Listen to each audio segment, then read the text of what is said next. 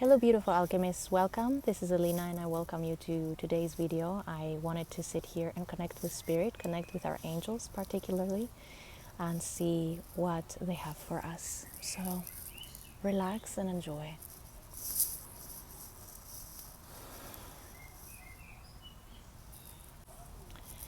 Greetings beloved ones. Today we welcome you, today we greet you, today we salute you with a message and a transmission that revolves around your personal, interpersonal relationships. And that in relation to your journey as light workers and light warriors, alchemists.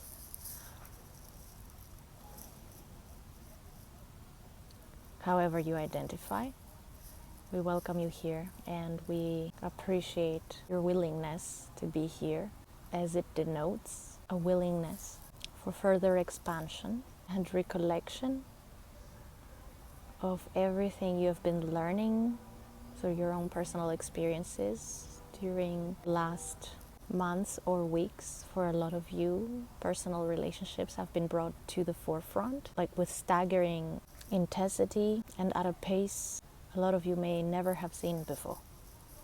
That all has a very good reason. From the lower levels of society, your society, consciousness. I'm also hearing the word decrepit, like the layers of your society. What does decrepit mean? I don't even know what it means, but I'm gonna keep on remaining open.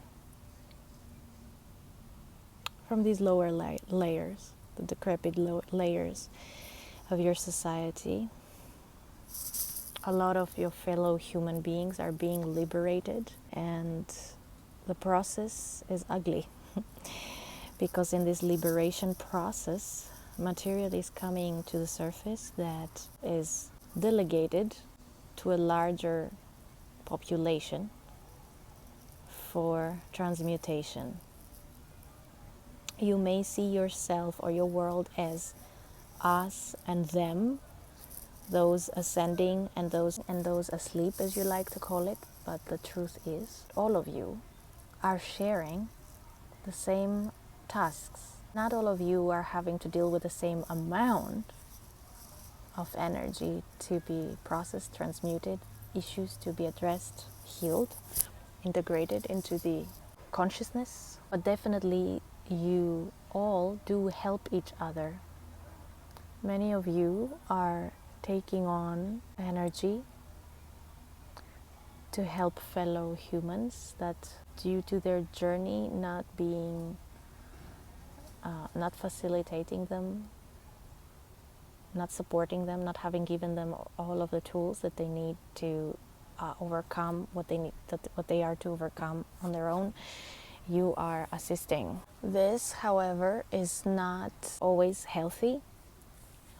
A lot of light workers are dealing with something called karmic superimposition, which is certain groups, certain beings, certain populations have participated in something that is called karmic dumping.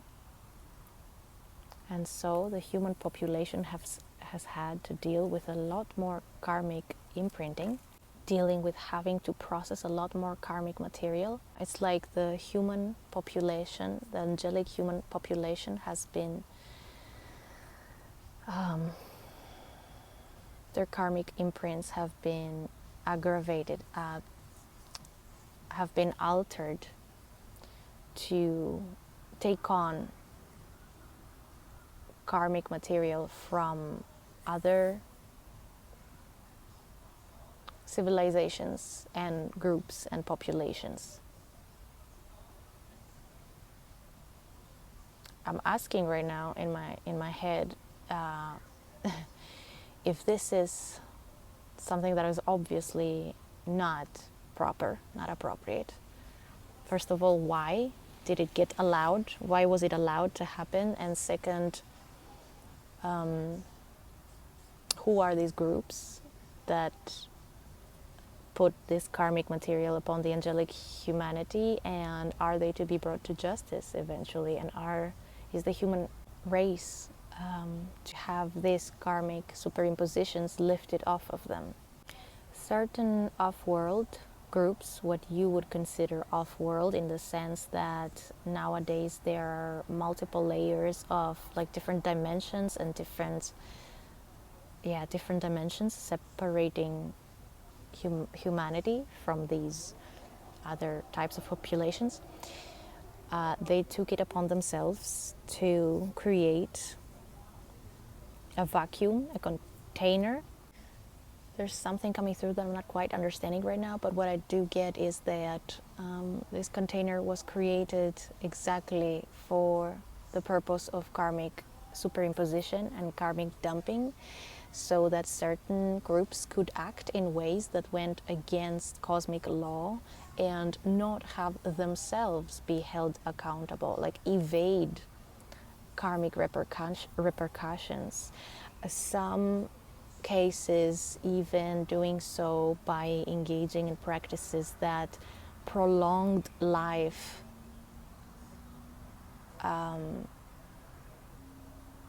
I am wondering, the human me, I'm wondering whether that involved switching vessels as well, like body hopping. That's something that I've been thinking about. I don't get an answer about that, but okay. Yes, so prolonging life so that they don't go through the process of death. Process of death has been tampered with as well. Not throughout, not entirely, but for the unawakened, the death process had been tampered with and was subject to manipulation. The process of death and the process of like the soul moving from one plane to the other. So masses of people are awakening, and the very awakening is because it's time. There are a lot of different populations, civilizations, beings that are very much invested in Earth's resurrection. Humanity is receiving a lot of help right now, exactly to awaken from the deep sleep that had humanity unquestioningly take on karmic imprints and just act them out. Where there is unconsciousness, this is prevalent, the acting out of karmic imprint that doesn't even belong to people's true task. And so this is what is happening right now. Humanity is awakening and thus breaking free from the restraints and the chains of several karmic superimposition programs. The angelic beings are one of the many types and categories, like groups of beings that are assisting humanity at this time.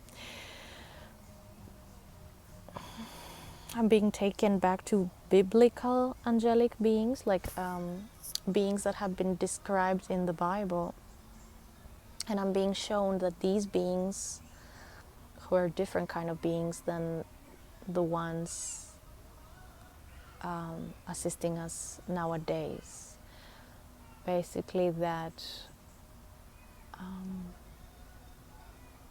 a lot of the information through biblical sources about angels that we have are, I don't want to say not accurate, but a lot of times beings that were posing as angels showed up, and the people documented them as being beings of the light, but they were often beings that were working with these other groups that were creating this karmic dumping, and they were delivering messages of a lower God. The God that they were representing was not the infinite creator, but was a lower God was a god of, let's say, the god of the third dimension, if that makes sense. And so in a lot of ways, a lot of the messages that many people received back then came directly from beings that were seeking to propagate the agendas of lowly gods. I'm asking my angels now to expand further on the concept of lowly gods.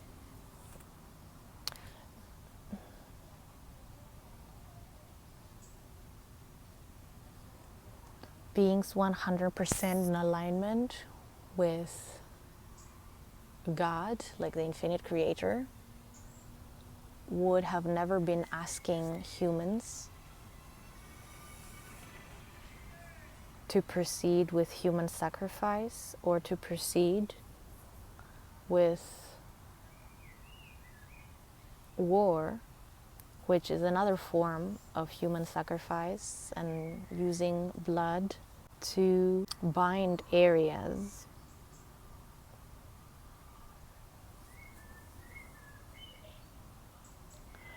This is taking me back to something that I've been thinking lately about Abrahamic religions, based on, basically the story of Abraham, that Abraham was spoken to by God and was asked to sacrifice their firstborn to prove his faith in God. And just as he was about to sacrifice his son, God spoke to him from a bush and said, I just wanted to test your faith.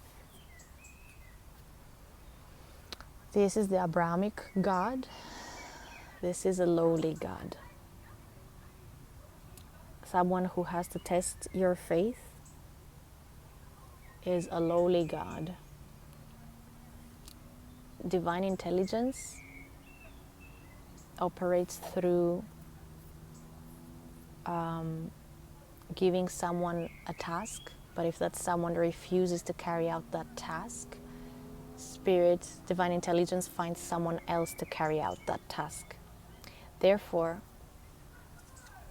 there's no need to test a person, because there's no shortage in how Spirit sees the possibilities of all of the different people who would have what it takes to carry out a task, a mission.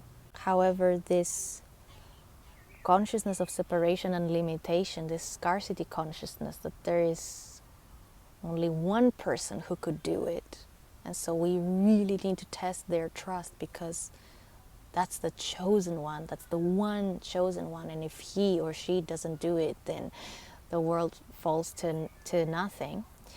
This is the consciousness of Abrahamic religion, and I'm being given a little bit this sensation that in the spiritual communities we need to be very mindful of using terms such as chosen ones, being the chosen ones, or being the chosen one. It propagates the scarcity mindset that says that if we don't do it, nobody else will. The truth is, right now there's tremendous light being poured into. First of all, there's no way we would not carry out the mission, because we've been hardwired to come in here to carry out the mission that we came in to carry out, each and every one of us differently. It's going to be different for each and every one of us. But this consciousness of also on our side needing to prove that we are the chosen ones, and also at all the words chosen ones, it's actually something that seeks, it's an energy that seeks to speak to our ego, to the point where arrogance steps into the game and takes away the focus from actually living the Christed word, living the Christ spirit. And it's all about keeping score. It ends up becoming something that is all about keeping score, of proof of being the chosen ones. Live your life in humility. You do not need to be thinking you are the chosen ones.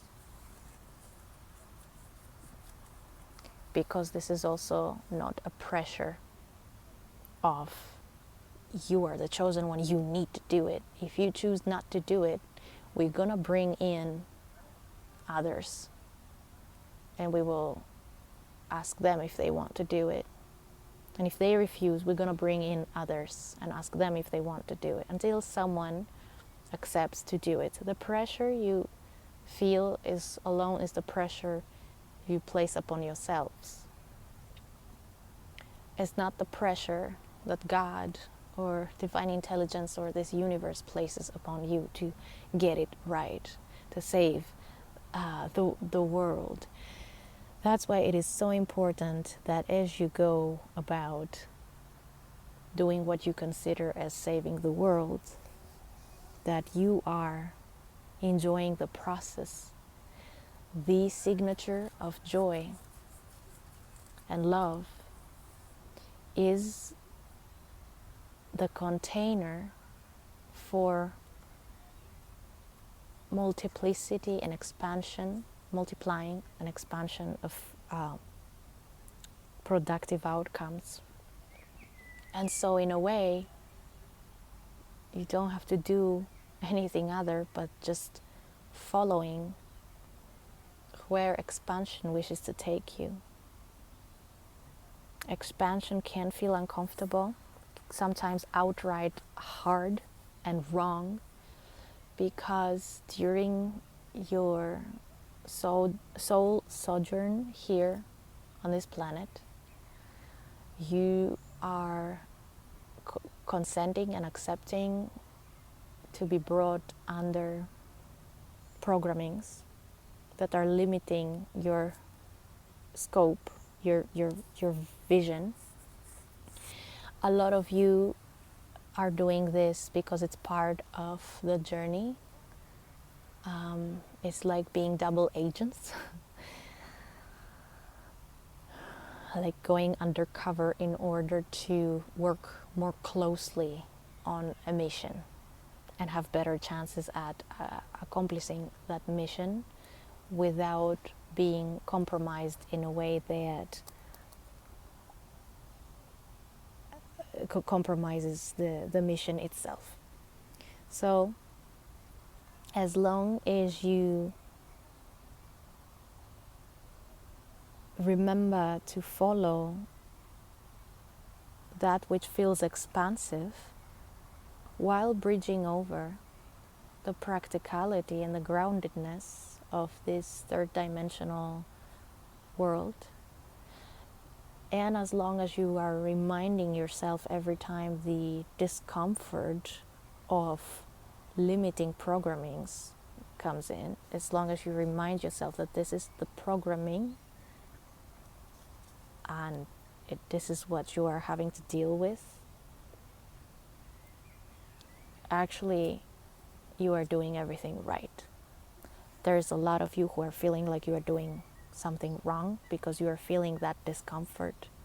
So often that discomfort is also an indicator of what you need to leave behind in order to move towards directions that bring you greater expansion and joy. The mission ultimately is to bring, to anchor the love and joy frequencies in a place fraught with distraction, misery consciousness, and I'm getting the sense of like a feeling of being trapped in chains.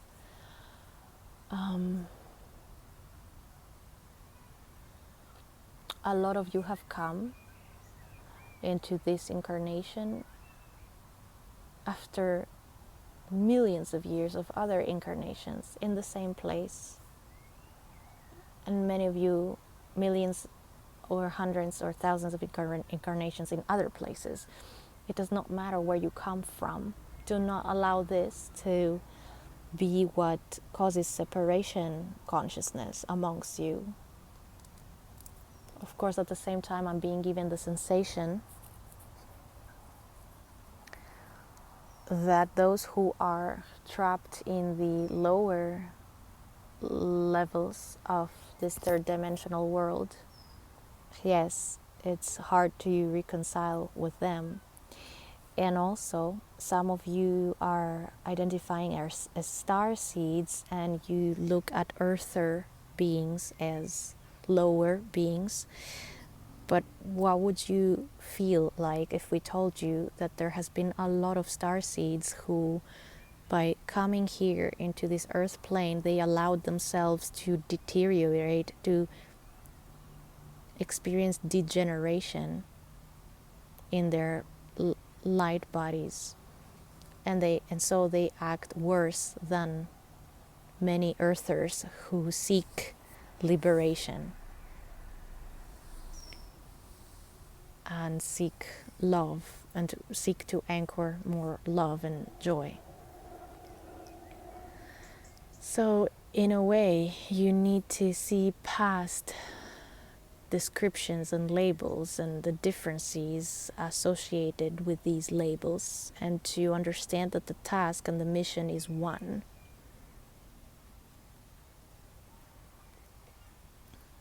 It reminds me a little bit of, do you know the movie Lord of the Rings? This is one of my favorite trilogies, where in the end it's like all of these different factions. It's the humans, it's the elves, it's the dwarves, and it's the hobbits, and even the trees. And they all feel like they're just so different from each other. Some of them, they don't even talk to each other. But ultimately, in the end, they all end up understanding that they all have one common denominator that they are trying to, that they're coming up against. And this is Sauron, this dark energy, this dark wizard, right? That is seeking to enslave all. And so they all come together in the end. It doesn't matter if they are the very earthy hobbits who just like partying and drinking, or if it is the humans who are seeking the elves are so much higher in consciousness, and they're the humans are greedy, the dwarves are greedy, the hobbits, all they like is drinking and partying, and it's in the end they all just connect and they make one army. And the trees are awakening because they sense the war happening in the movie. And at first they're this is not our war, we don't have anything to do there. But in the end they see that, oh, the war is affecting the forest as well.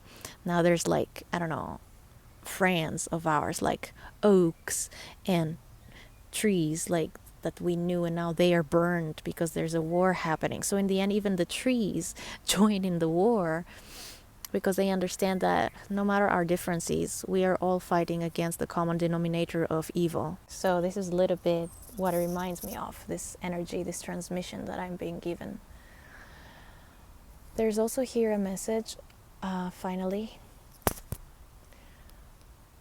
about interpersonal relationships, friendships, finding those that you feel they are your tribe, finding those where you feel you can be yourself, finding those where you feel like the child within and the joy and the love within can emerge without you feeling judged for it, without you being put down for it, and without you feeling like you need to act or be someone or something other than what you truly are, the joy of God's love. If you see people who cannot allow themselves or you to be the joy of God's love, then without criticism or judgment, just move towards those who allow you and who allow to themselves also to be the joy of God's love. It is so easy, almost I'm being shown like magnets, ungluing from the one magnet going to the other. And it's really like things that are attracting each other. There was also a reason why these other communities that no longer attract you, why they attracted you at some point in your journey.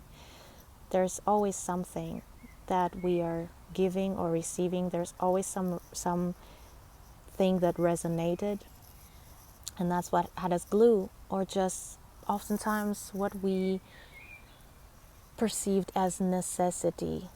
And that's also valid, because as we said previously, you're doing right by a journey and mission as long as you remember to bring in the joy while still acknowledging the practical aspects of this third dimensional realm. So yes, for many of you, you might have had to allow yourself to glue with certain groups for a while because there were practical reasons. That's why we spoke about earlier about allowing yourself to slide into where you feel expansion calling you, because things that have been good for a while, they're not meant to be forever. And especially if you connected to these things out of necessity or practical reasons only, yes, there comes a time where even you feel it, how the universe now is trying to pull you apart from these things, because you're not meant to outstay, to stay beyond what the plan was for you to stay there. And so you're meant now to go and click with something else. And a lot of you are resisting this by not allowing certain talents to emerge, or by censoring certain talents or interests that have arisen within you out of fear or of being labeled by those around you, by society at large, being labeled as something that often just means unconventional. And so allowing these hobbies, these new joys, these new interests to carry you to places of greater expansion, where you feel your chest opening up, your heart opening up. That's where you know that this is where you are meant to be. We love you so much, and we extend so much love towards you, for we understand that this is such a multi-layered, and it's like the multiplicity of this universe, of this place you are in, is so unsurmountable. Is that the word? I don't know. It's so great that there is a reason why you went down there, and there's a reason why you came down there also with so much assistance accompanying you as you go. Please remember, never forget of your assistance available to you. Please always speak to us, speak to your angels, speak to your guides, and ask for assistance on specific topics, from small to greater ones. And you will find that you will never be found alone, or your requests go unanswered. We greet you with much love and appreciation, for all you do down there affects all, same as how we guide you from where we are affects all as well. It is a cooperation, it is a mission that has so many different players, and so remember to enjoy the process, for there is no such scarcity mindset, like there is only one ring bearer, like in Lord of the Rings again. I don't know why the angels today are showing me so much Lord of the Rings references, but yeah, in Lord of the Rings there's Frodo, the ring bearer, and one might think that he was alone, but actually, yes, elsewhere there were so many others also that were working towards the same purpose. And even when Frodo thought he was alone, there were at the same time things happening. Some were far, far, far away where he couldn't see, and what Frodo was doing was affecting what the others were doing, and what the others were doing was affecting what Frodo was up to as well. Remember also that the only reason that Frodo managed to get past the gaze of the big eye of Sauron was because the humans and the elves and the dwarves and the hobbits, they all decided to bundle up together and to attack at the main gate, and so the eye turned its attention there, and so now Frodo was able to move and go throw the ring into the fire. But Frodo had no idea that this was what was happening. Frodo just saw the eye turning away and was like, oh, now is my chance. And so in a lot of ways, we think that a lot of things are coincidence, but actually they're not. There are so many moving parts that are working in tandem, and we are all working towards one common goal, and that is the ascension of the angelic humanity, restoration back to its formal glory. And when I'm saying formal glory, what I'm receiving is, it's related to the very DNA of humanity. It's related to the very, like the two-strand DNA. I'm being shown that it is something that is not the original thing. It's what's been tampered with. There used to be a DNA that was very, very different, that was a circuit of energy that was self-regenerating and was not a closed circuit where when energy was consumed it started like degenerating. That's why there was also, I don't want to say immortality, but definitely I'm being shown that humanity used to have a lifespan that nowadays we would conceive it, we would think it as inconceivable. So I'm being taken to Lord of the Rings, where Aragorn is one of the last men of a tribe called Dúnedain, and these men used to be blessed with long life, like hundreds of years. So, all right, my loves, let me see if there's anything else that's to be shared.